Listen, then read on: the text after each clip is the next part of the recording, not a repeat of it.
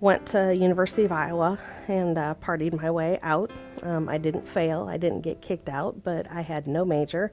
I had a minor in business, but nothing to do with it. So I was tending bar, and it was just going nowhere. And so I was trying to figure out what to do. Like, well, there's a military background, so I'll do that. And, scored a perfect on my ASVAB and got selected to go to nuclear power school, and it was great. So I came out on top, literally the top recruit in the graduating class, and that was in January, and I flew down to Orlando to start nuclear power school.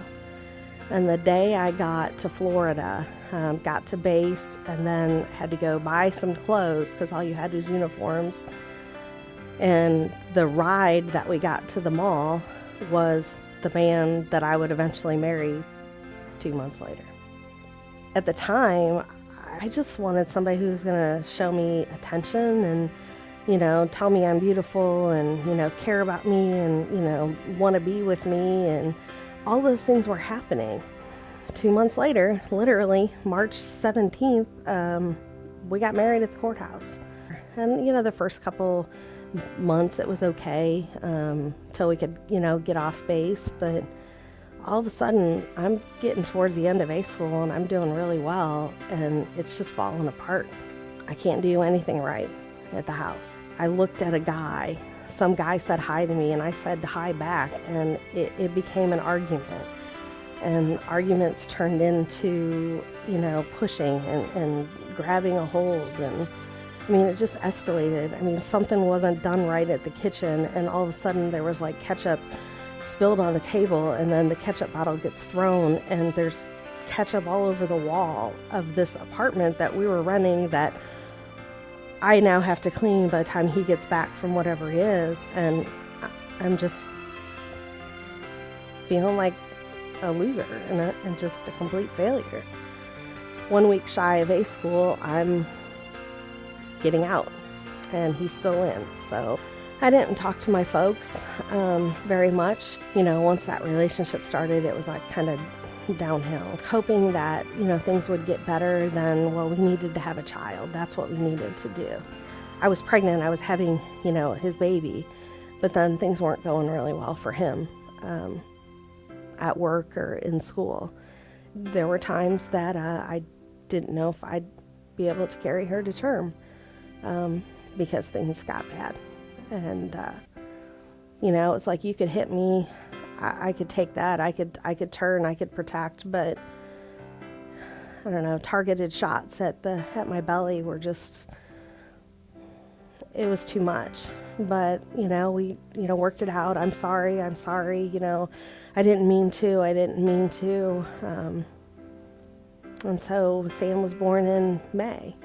And a week later, I was moving to Texas to move in with his family because he was definitely on his way out of the Navy. Sam's Aunt Susie. And she's got a couple boys, some twins. They were probably, 9, 10 around that time. And we were having a water fight out in the backyard. They were ganging up on Uncle, and so I was like, oh, here's some water balloons, and helping them out. And it was the end, because I sided with the family over him. And just the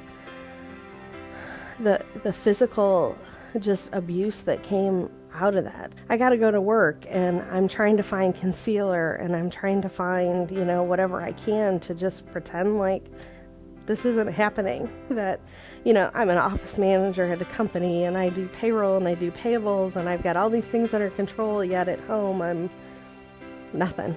So I'm on the phone with them, just hearing them tell me that they love me, that I can come home anytime, that I don't have to stay, I don't have to do anything. And I remember thinking, how do I get to leave? I made this choice, I'm stuck here, what do I do? And my stepmom, she's like, what do you mean you're stuck?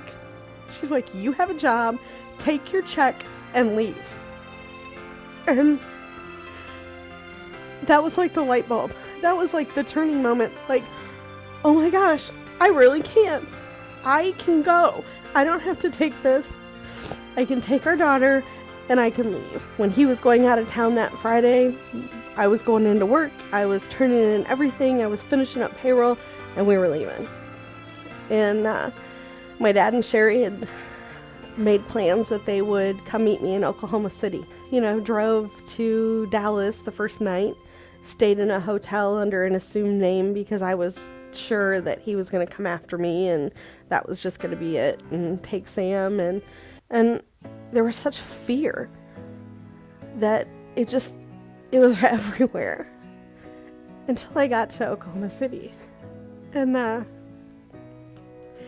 open the car door, take out everything that I can, and literally hand Sam out to, my dad and said, "Here's your granddaughter," and just burst into tears because that was probably the first time that I just felt free.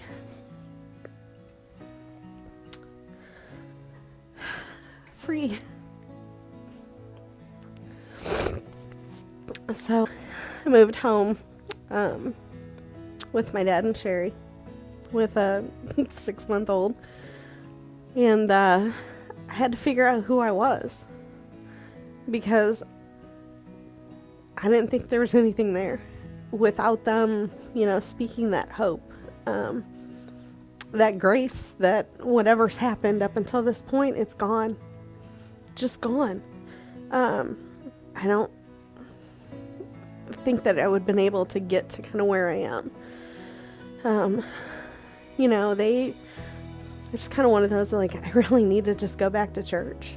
I need something because I don't have it and I'm not finding it on my own. So I found a church in Peoria and really found home. And that was early 2001. And in October of 2001, I rededicated my life and I was baptized. I'd say the most significant thing that I have learned about God and who He is that He is there. He is there whenever you are ready. Because He's standing there going, "Come on, I got it." Even when you don't feel like you have anything to give, He doesn't ask for it. He just wants you. There's no judgment. There's no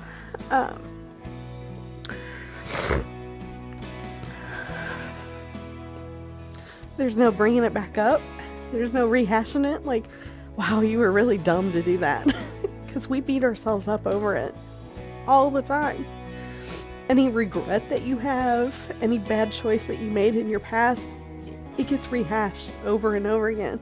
He's like, "I don't care. It's not there. I don't remember it." If you have experienced this, I need to say that you have value. It doesn't matter what anybody has told you in the past. You matter.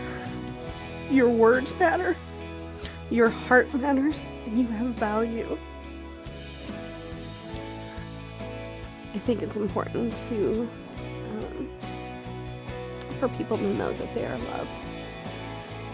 And I think it's extremely important for people to know that there are resources out there, that there is help. And that first step, it doesn't have to be big. Just say help, and there will be people.